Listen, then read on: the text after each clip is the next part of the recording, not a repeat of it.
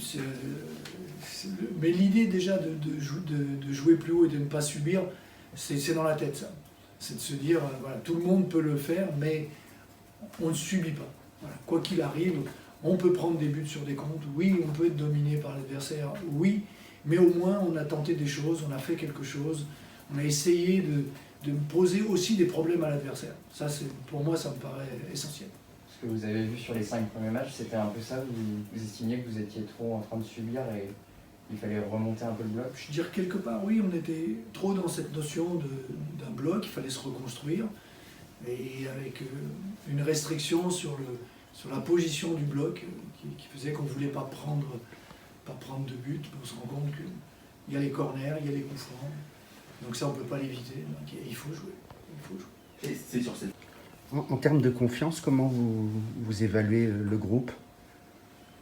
Après le match de Saint-Étienne notamment, c'était la frustration qui prédominait C'était la frustration qui dominait. Après, on a regardé, on en a rediscuté, c'est de se dire, oui, il y a des choses intéressantes qui ont été faites, qui ont été mises en place, ça c'est intéressant, et on garde ça.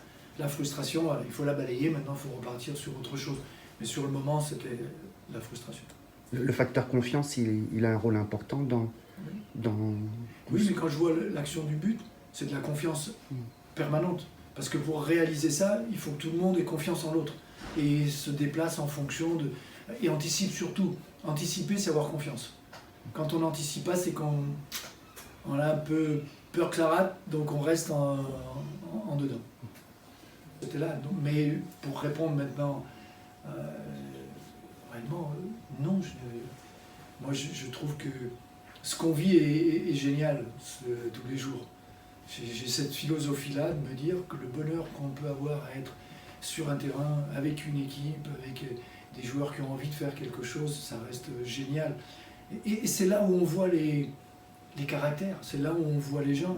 Quand tout est rose, quand tout est facile, voilà, c'est un métier tranquille, pas de souci. Là, il faut aller puiser dans ses réserves, trouver de l'énergie, donner de l'énergie aux autres. Ah non, c'est vraiment... Ça reste un vrai bonheur. Et à 69 ans, ça permet de rester jeune aussi, justement? J'ai jamais eu l'impression d'avoir cet âge-là. J'ai des enfants qui ont... les petits, les plus jeunes, ont 16 et 13 ans. Voilà, j'ai l'impression de vivre ces générations-là comme si j'étais au même niveau. Non, puis je vous assure, je vais aller courir là d'ailleurs, dès que j'ai fini. Il faut rester en bonne santé, mentale et physique. Cyril Mohn après quelques kilomètres d'avance. Oui, mais là, même si je cours tous les jours, je ne le rattraperai jamais. Merci, bonne journée. Merci.